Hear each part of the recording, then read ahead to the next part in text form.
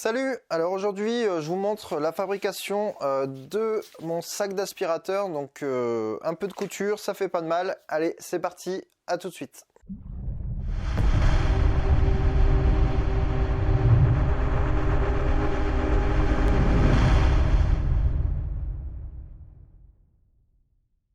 Alors dans un premier temps, on va prendre un sac d'origine pour prendre les dimensions pour pouvoir les réutiliser pour faire un patron.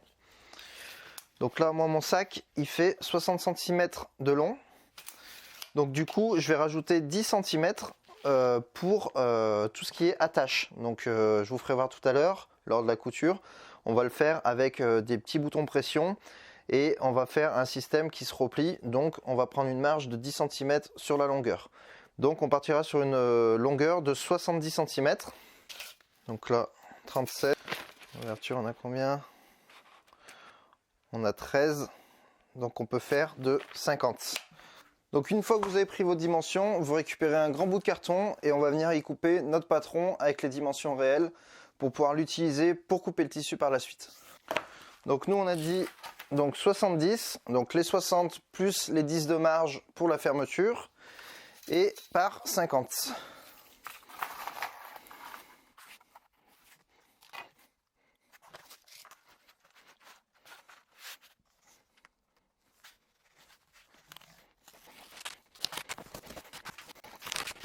On se retrouve dans mon salon avec la machine à coudre, maintenant qu'on a notre patron, et on va l'utiliser donc pour faire tout ce qui est découpe de tissu.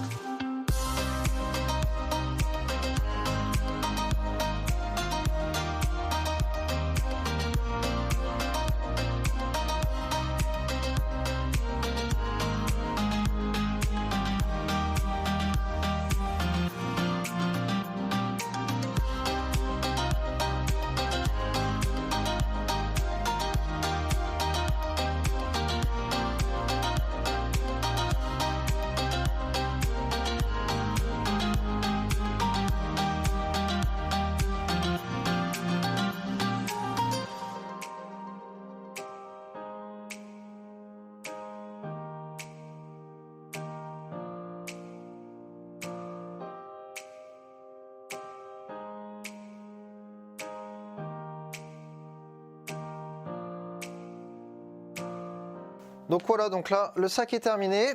Donc c'est une façon assez simple de le faire. Donc j'avais fait un prototype dans un premier temps. Donc pour le prototype, j'avais fait différemment. Donc le seul truc qui change, c'est que à l'intérieur, au lieu de le doubler avec un autre tissu, je l'avais doublé avec un genre de toile type un peu viseline. Si vous savez pas ce que c'est, vous regardez sur internet ou vous allez dans un magasin de couture, ils vont vous le dire. En fait, c'est une genre de matière thermocollante où on va repasser sur le tissu, justement, on va la doubler avec du tissu et on va repasser. Ça va la coller sur le tissu et en fait, ça permet de l'épaissir un petit peu. Donc celui-là, c'est le premier que j'avais fait. Vous voyez, il est quand même beaucoup plus rigide. J'avais mis ça pour que, en fait, la viseline, ça fait un peu un effet plastifié. Et j'avais mis ça pour pas que les poussières collent trop à l'intérieur du sac et puissent s'enlever assez facilement. Je pense qu'on aura le même effet avec du tissu. Après, si vous voyez que ça marche pas avec du tissu, de toute façon, on va faire un essai quand même au préalable. Mais si vous voyez que ça marche pas, vous avez la technique de le faire avec une doublure intérieure en viseline. Pour le procédé, c'est pareil. Il y en a certains qui me diront dans les commentaires pourquoi tu n'as pas mis une fermeture éclair. Alors, j'y ai pensé pour mettre une fermeture éclair. Le seul problème, c'est que moi, c'est un aspirateur de chantier. Donc, c'est destiné à aspirer un peu de tout, du bois, de la poussière, des copeaux de métal, enfin un peu vraiment toutes les merdes que je trouve à aspirer. Et du coup, avec la fermeture éclair, j'avais peur que à force les saletés se mettent dans la fermeture éclair. Et au moment de l'ouvrir, tout simplement que ça la casse. Et si ça la casse, on est obligé de découdre la fermeture éclair, la remplacer et la recoudre. Alors que là, il n'y a pas de souci, les saletés, elles peuvent venir. Comme vous voyez, hop, elles peuvent venir, il n'y a pas de problème. C'est des clips, donc ça passera pas entre. Et si jamais vous avez un clip qui casse, il n'y a pas de souci, vous le changez quoi. Vous le faites sauter et vous pouvez en remettre un autre facilement. Il n'y a pas besoin de redéfaire, de refaire de la couture ou quoi que ce soit derrière. C'est un procédé qui marche bien. Enfin, pour moi, je préférais largement des clips qu'une fermeture éclair. Mais après, c'est au choix, vous pouvez très bien mettre une fermeture éclair. Je vous montre à l'intérieur donc de celui-là qui a fonctionné. Donc vous voyez, il a quand même aspiré quelques poussières. Et il n'y en a pas sur l'extérieur, c'est pas sorti. L'aspirateur, je vais vous le montrer, il est intact. Donc voilà, de toute façon on va procéder, on va mettre ça, regardez ce qu'on va faire. Hop, on va le vider. Voilà. On va le vider, je vais vous montrer l'intérieur de l'aspirateur comme il est. On va aspirer tout ça et puis au pire, je vais regarder si j'ai pas des copeaux là dans mon seau. On va aspirer tout ça et puis après on fera un petit bilan, voir si sans la viseline ça s'enlève facilement, s'il n'y a pas de fuite. Et puis voilà. Pour la petite pièce imprimée en 3D, alors pareil, il y en a qui me diront qu'ils n'ont pas d'imprimante 3D. Je le conçois. Vous avez une autre solution. Alors je ne l'ai pas testé parce que moi j'ai l'imprimante 3D donc je me suis fait ma pièce. Je la mettrai bien sûr en partage dans la description. Vous aurez le lien pour télécharger. La pièce elle est en TPU. Donc il y aura juste besoin de mettre le TPU sur votre imprimante 3D. Si vous avez des renseignements à me demander concernant les paramètres d'impression, je vous les donnerai, il n'y a pas de souci. Je les mettrai de façon descriptif du lien téléchargeable sur Thingiverse. Et de toute façon, je suis ouvert à toutes les questions, donc n'hésitez pas à me les mettre en commentaire, je me ferai une joie d'y répondre. Pour ceux qui n'ont pas d'imprimante 3D, vous avez toujours la possibilité de récupérer le carton avec la petite membrane en caoutchouc directement sur un sac, donc un sac usagé ou un sac neuf. Vous la découpez et à la place de la coudre comme j'ai fait moi à l'intérieur, vous la mettez en fait entre les deux tissus. Vous mettez votre membrane entre les deux tissus, donc vous découpez comme moi, juste le carré. Ça fait que votre membrane, au lieu de la mettre, moi je l'avais mis au fond, je ne sais pas si tu te souviens sur la vidéo, j'ai mis au fond et après j'ai coudu les deux tissus ensemble. Et bien là vous la mettez entre les deux tissus et vous cousez autour du carton. Parce que si vous mettez l'aiguille sur le carton, vous allez péter l'aiguille tout simplement parce que le carton il est assez épais. Mais soit vous faites une encoche et dans ce cas vous cousez dans l'encoche pour que ça la tienne, ou vous cousez bien autour et vu qu'elle sera prise dans les deux tissus et qu'elle sera cousue autour, elle ne pourra pas se barrer et ça la maintiendra, je pense, suffisamment pour pouvoir la mettre en place. Voilà. À savoir que cette pièce aussi, alors je ne l'ai pas forcément peaufinée parce que c'était plus un délire qu'autre chose, mais d'habitude il y a des petites oreilles sur les sacs que vous achetez, des petites oreilles en carton justement qui permettent de bien pousser, bien la plaquer. Moi je les ai pas fait parce que la pièce était plus complexe tout simplement à modéliser et en plus de ça il aurait fallu plus de plastique. C'était vraiment un prototype, c'était pour voir si ça marchait. Mais du coup là quand je vais le mettre en place, bah, il me faut un peu plus forcer pour bien le clipser. Je vous montre ça tout de suite et puis on fait une mise en œuvre. Donc là comme vous pouvez voir l'aspirateur est nickel, il n'y a pas de poussière, il n'y a rien. Je vais mettre le sac en place. Donc là on l'enfile, je mets ça dedans.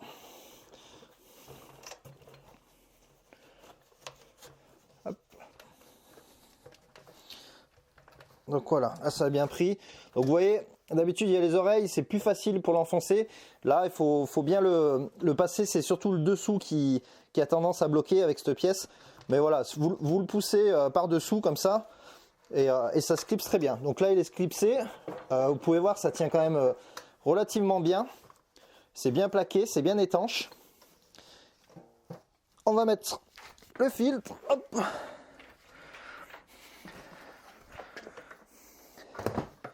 Et on va aspirer toutes les merdes qu'on a mis sur la table. Et après on regardera à l'intérieur pour voir les fuites qu'on peut éventuellement avoir. On va rajouter un petit peu de merdouille et on va aspirer tout ça, c'est parti.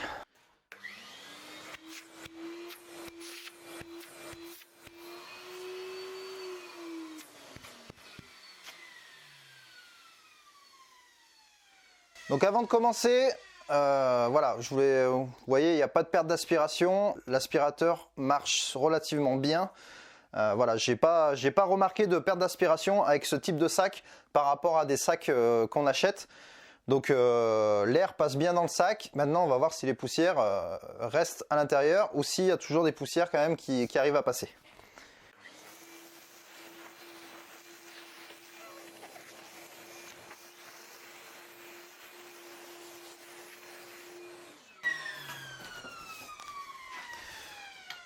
Allez, je te reprends et on regarde ça. Hop.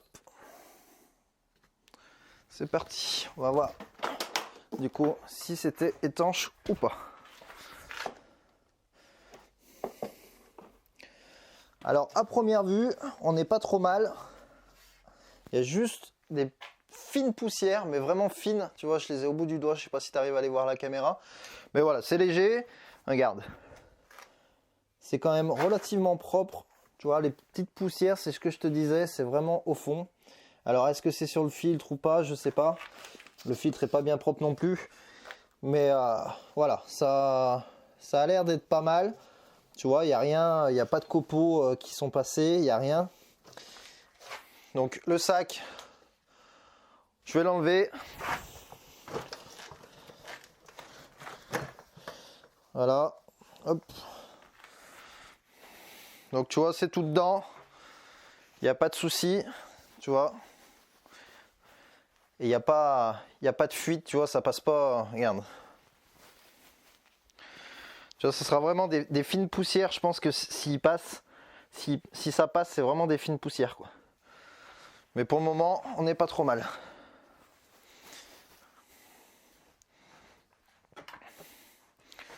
Hop. Donc tu vois, et après, tu as juste à l'ouvrir. Tu enlèves les trois ici. Et tu enlèves là. Et tu enlèves toutes tes merdes. Alors tu vois, ce que je te disais, je pense que le tissu, ce tissu-là, vu qu'il est assez fin, je pense qu'il laisse passer quand même les poussières très fines. Alors que si tu mets de la viseline, au pire tu peux mettre deux tissus comme ça et de la viseline aussi à l'intérieur. Comme ça tu es tranquille, tu es sûr que ça passe pas. Mais voilà, en gros, si tu aspires des copeaux, si tu fais pas les poussières avec, que tu t'aspires vraiment les copeaux, le garage et tout, ça ira largement. Et voilà, ça garde quand même à l'intérieur. Et après, bah, tu n'as plus qu'à le vider dans la poubelle, tout simplement. Et puis voilà, au pire, tu peux même le mettre au lavage. Mais c'est pas mal. Voilà. Donc tu vois ce que je te disais, si tu mets une fermeture éclair, au bout d'un moment, bah, toutes les merdouilles là, elles vont se mettre dans la fermeture éclair et au bout d'un moment, bah, ça va te la boucher. Alors que là, bah, c'est du plastique, les matières collent pas dessus et bah, t'es pas emmerdé, tu clipses. Et si t'en casses un, bah, t'as plus qu'à le changer. Voilà, voilà. Du coup, bah, j'espère que cette vidéo t'aura plu. Vous avez été quelques-uns à me demander de filmer. Alors, je suis pas couturier. Je sais pas si j'emploie les bonnes méthodes ou pas. Le principe est là, c'est que ça fonctionne. Si vous avez quelqu'un qui coud à la maison, qui connaît très bien la couture, voilà, il peut apporter des améliorations sur le sac. Je pense qu'il est loin d'être parfait. J'ai juste fait un prototype et j'ai refait le même quasiment, à part la viseline, ce que je vous disais à l'intérieur, mais sinon c'est le même que ce que j'ai fait. Donc voilà, je me suis pas plus penché dessus. Ça fonctionne très bien. Ça me fait maintenant 2 sacs du coup réutilisables.